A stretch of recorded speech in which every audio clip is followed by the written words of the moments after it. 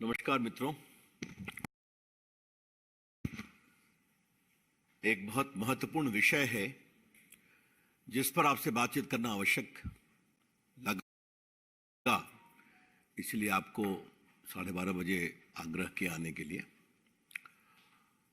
आज नीति आयोग की बैठक हो रही है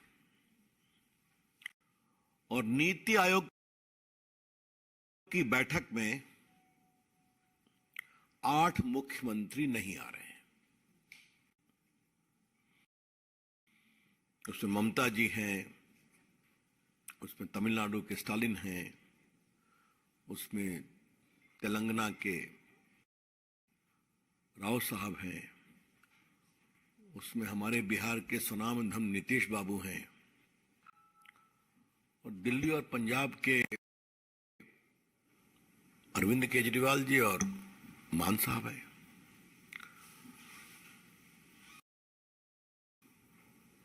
मुझे ऐसा बताया गया है कि गहलोत साहब शायद स्वास्थ्य कारणों से नहीं आ रहे हैं।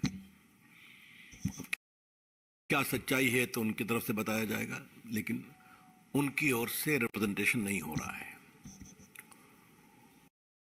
और कांग्रेस के बाकी मुख्यमंत्री कितने आते हैं वहां देखा जाएगा। नीति आयोग देश के विकास, देश की योजना के लिए बहुत ही महत्वपूर्ण प्लेटफॉर्म है। यह नीति आयोग की 8वीं मीटिंग है। It is going to be the 8th meeting of the Niti Aayog general council, governing council meeting. आज मैं इसके विस्तार से जाने से पहले आपको एक महत्वपूर्ण विषय पार्टी की ओर से रखना चाहता हूं। इन तमाम विपक्षी पार्टियों का हमारे ऊपर आरोप क्या है कि हम संस्थाओं का सम्मान नहीं करते, जो लोकतंत्र के लिए जरूरी है। इनमें से कई पार्टियों ने पहले सीएजी का विरोध किया था, चुनाव आयोग का विरोध किया था, सीईसी का विरोध किया था, भारत की चुनाव प्रक्रिया का विरोध किया था। राहुल गांधी ने सुप्रीम कोर्ट की आलोचना की थी, बाद में माफी मांगना पड़ा था उनको। तो ये तमाम पार्टियां देश के महत्वपूर्ण संवैधानिक संस्थाओं की खुलेआम आलोचना करती हैं। उनको लायक निर्णय हुआ तो ठीक, उनके लायक निर्णय नहीं हुआ तो बेठीक, ये उनकी सोच रहती है। नीति आयोग भी देश के शासन के नीति निर्देशक तत्वों के निर्धारण के लिए एक ही बहुत बड़ी संस्था है। NITI Aayog is an important body for determining the entire objective, policy, framework and the roadmap for development of the entire country. इसीलिए गवर्निंग काउंसिल में बैठक में प्रधानमंत्री प्रिजाइड करते हैं, बाकी वरिष्ठ मंत्री होते हैं और मुख्यमंत्री आते हैं, ताकि मुख्यमंत्री की सलाह, केंद्र की चर्चा, यह संवाद से निर्णय ठीक हो और जमीन पर लागू किया जाए। आज मैं आपको बताना चाहता हूं कि 8वीं गवर्निंग काउंसिल के लिए 100 मुद्दे तय किए गए हैं।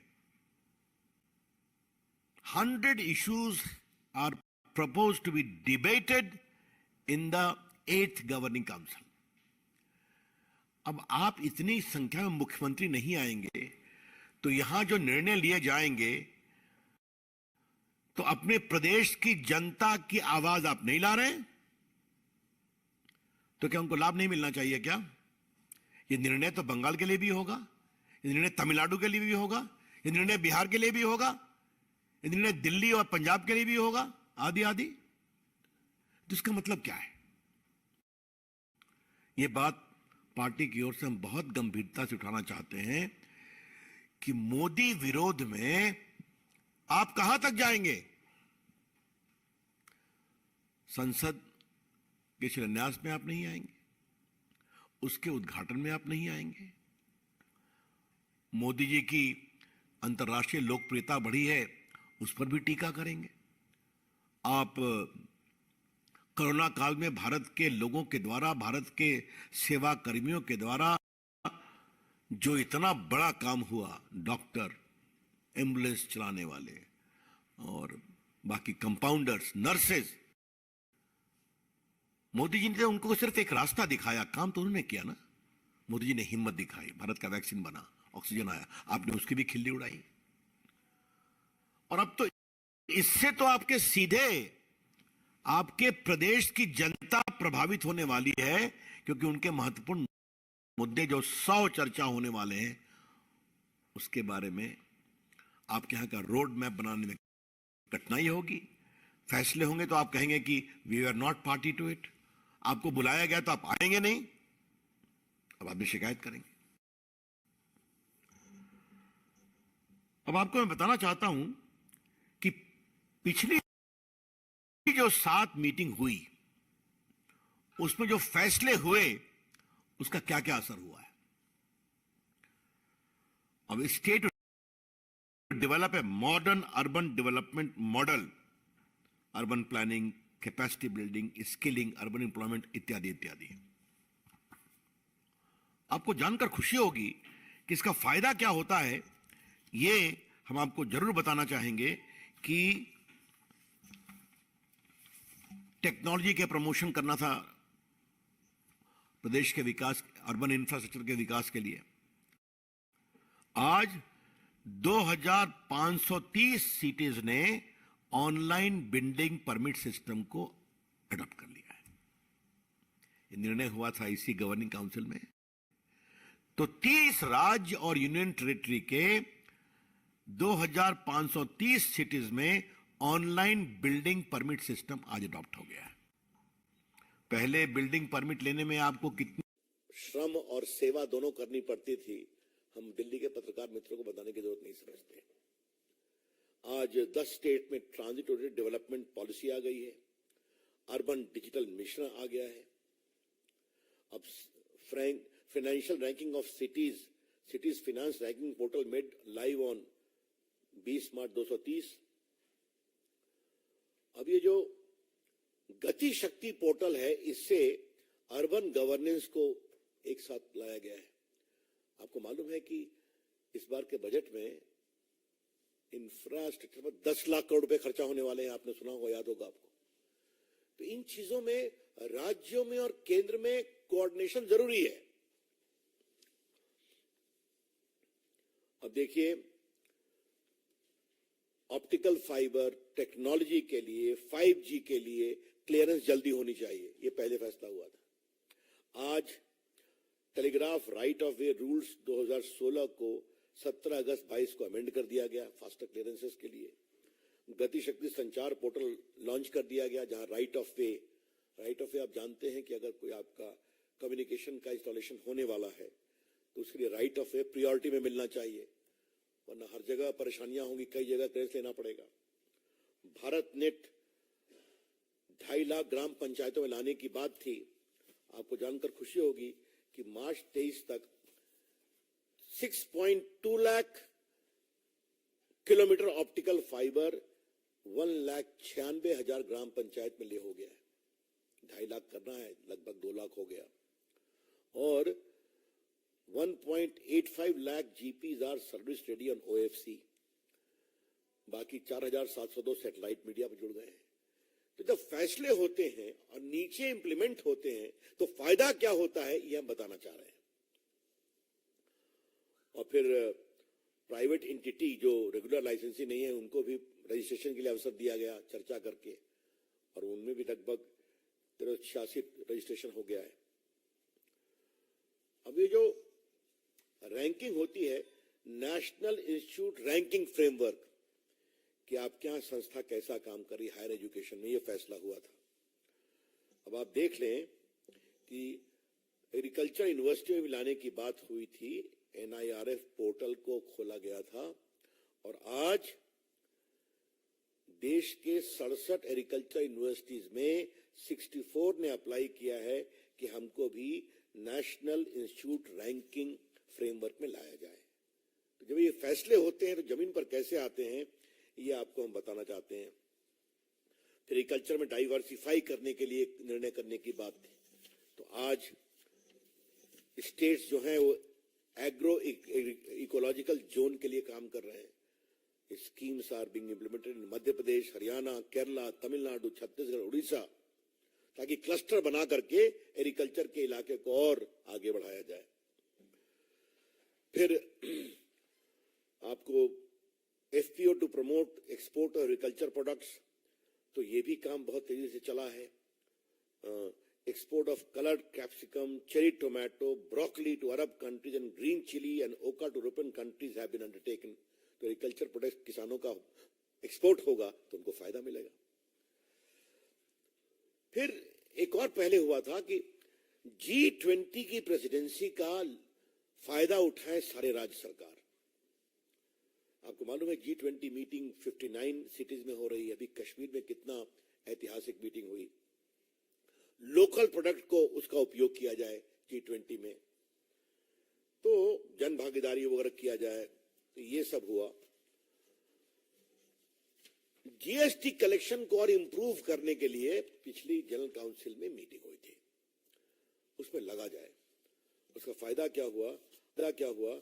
अप्रैल 2023 में 1,87,035 करोड़ रुपए जीएसटी में कलेक्ट हुए हैं।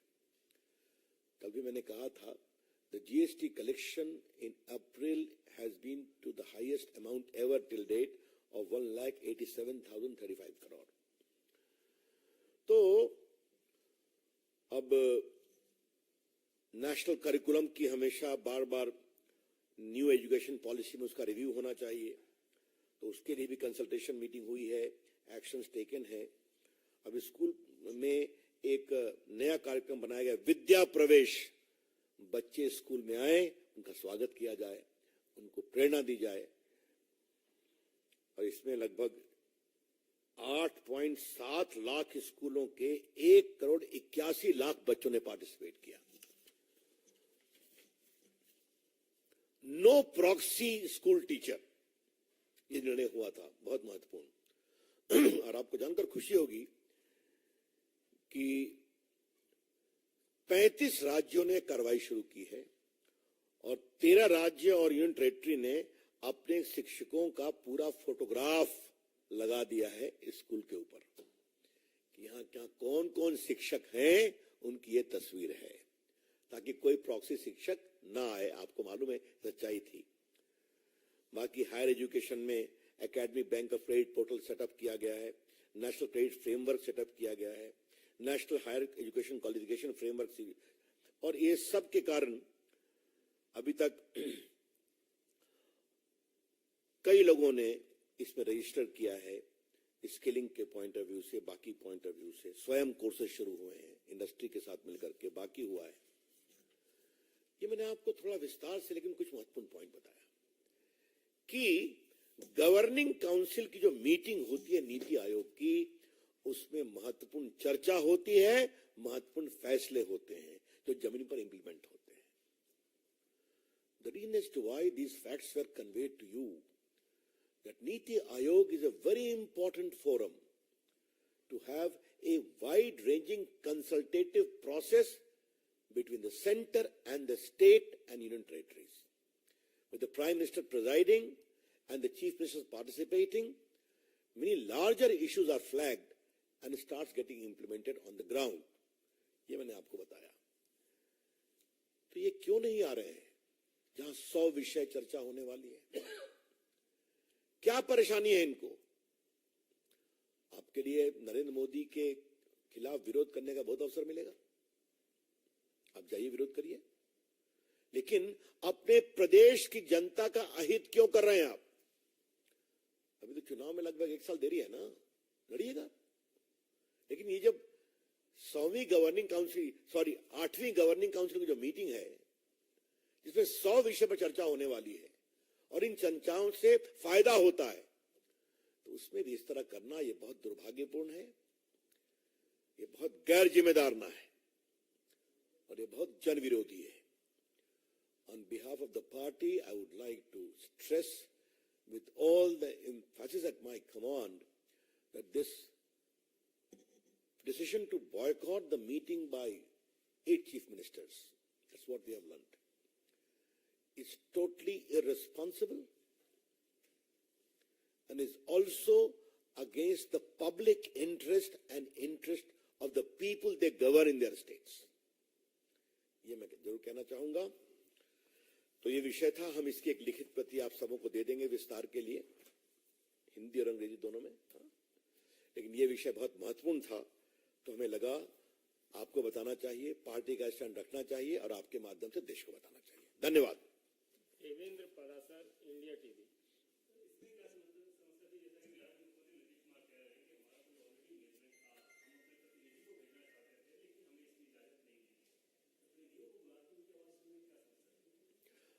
नीतीश बाबू को पहली बार बॉयकॉट कर रहे हैं क्या? अब आपने, मैं आज किसी व्यक्तिगत पर टिप्पणी करने के मूड में नहीं था। नीतीश कुमार जी द्रौपदी मुर्मू के शपथ ग्रहण में आए थे क्या? नीतीश कुमार जी 7वीं मीटिंग में आए थे क्या? तो मैं फिर कहूंगा, नीतीश कुमार जी आप मुख्यमंत्री हैं और माननीय नरेंद्र मोदी जी प्रधानमंत्री हैं, तो राजनीति आप अलग से करिएगा।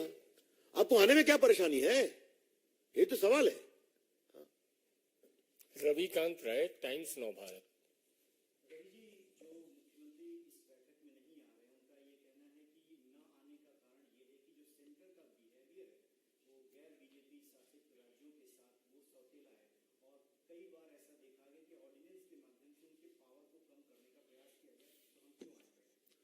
ऐसा है, ऑर्डिनेंस के बारे में अलग से बातचीत होगी।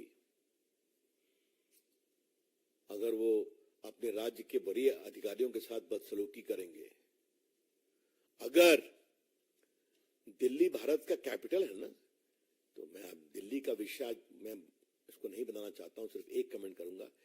दिल्ली सिर्फ केजरीवाल जी की नहीं है, दिल्ली देश की है। यहां राष्ट्रपति भवन भी है, यहां संसद भी है, यहां प्रधानमंत्री का निवास है, यहां हर राज्यों का अलग अलग निवास है, विदेशी मेहमान यहां आते हैं। तो दिल्ली को सिंपल एक छोटा शहर बताना ये उचित नहीं होगा। भारत के संविधान में इस बात की पूरी व्यवस्था है। और एक बात मैं और कहूंगा, क्या हो वॉशिंगटन, क्या हो पेरिस, क्या हो लंदन, क्या हो ऑटवा, हर जगह कैपिटल के बारे में एक विशेष व्यवस्था, क्या हो बर्लिन, हर जगह विशेष व्यवस्था है। तो जहां तक बात है ऑर्डिनेंस की, तो घूम ही रहे हैं विरोध करने के लिए, उसका भी अलग रखिएगा। लेकिन दिल्ली के लिए जो इस गवर्निंग काउंसिल में अच्छी बैठक चर्चा होगी, उसमें क्यों नहीं आते आप? और कोई? जी।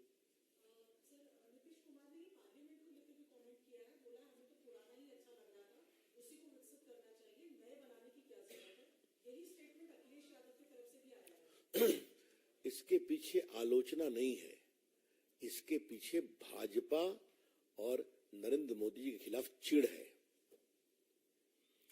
This comment is not borne out of any particular genuine concern, but stems from a hatred against Narendra Modi in general, in particular and BJP in general. तो इसका हम क्या करें? और ये बात मैंने कल कही थी, मैं उसको दोबारा रिपीट नहीं करना चाहता हूं। आजाद भारत में एक नई संसद भारतीयों के द्वारा क्यों नहीं बननी चाहिए? नीतीश बाबू भी एमपी रहे हैं, हम भी एमपी हैं, आज वहां जगह की कमी है। और कल भी कहा था 2026 के बाद देश में सांसदों की संख्या बढ़ने वाली है आबादी के मुताबिक, अभी तक उस पर कॉन्स्टिट्यूशनल बैन है। तो आप सबों ने देखा है कि वहां सेंट्रल हॉल में राष्ट्रपति जी का भी भाषण होता है तो अलग से कुर्सी लगानी पड़ती है। आज टेक्नोलॉजी का जमाना है, तो इसलिए आजाद भारत में भारतीय अपने लिए लोकसभा क्यों नहीं बना सकते, पार्लियामेंट क्यों नहीं बना सकते, बड़े सवाल है। Neeraj Pandey, ABP.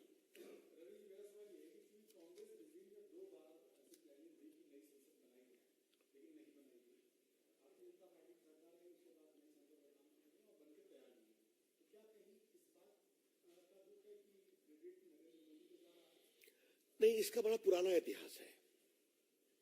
Narasimha Rao ji atom bomb फोड़ना चाहते थे, हिम्मत नहीं कर पाए। हाँ, अटल बिहारी वाजपेयी ने हिम्मत दिखाई तो परेशानी है।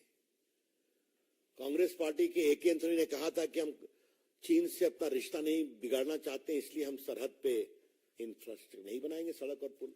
मोदी जी ने हिम्मत दिखाई। बाकी लोगों ने आतंकवाद सहते रहे, उसके खिलाफ निर्णायक कार्रवाई नहीं कर पाए। मोदी जी ने उरी में किया और बालाकोट में किया। तो परेशानी उसके कारण है। तो हम क्या करें? आज तो अच्छा लगता कि जैसे कांग्रेस कहती है ना, कोई भी नया प्रस्ताव लाइए, तो कांग्रेस का जवाब क्या होता है? हमने 1955 में ये सोचा था, है ना? तो अच्छा है, सोचा था। तो आप यही तो कह देते कि नई संसद तो हम ही ने सोचा था, हम भी मान रहे थे। आज तो आप संसद का ही खिलाफत कर रहे हैं। ये बड़ी सवाल है। That's all.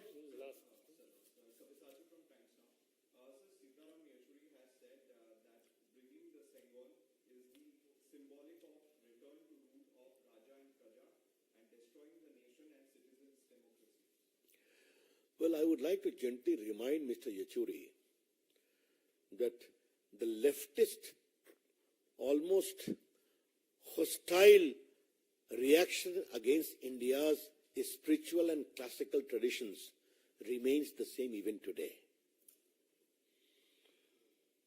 We are very proud of these traditions of India. And I would recommend Mr. Yechuri, he has been an MP in the Rajya Sabha. I don't know whether he ever came to Lok Sabha or not. He must read the various shlokas engraved in the Rajya Sabha and the Lok Sabha. Many of them are in Sanskrit. Many of them are from Vedas. Mr. Yechuri, when you are part of the UPA, you ought to have forced their removal? No. India's traditions are important. Indian democracy is important. And our tradition blend well with democracy also. बहुत बहुत धन्यवाद। धन्यवाद। चलिए, हाँ, रख दी। Photo copy हमको दे दीजिए। अभी दे दें।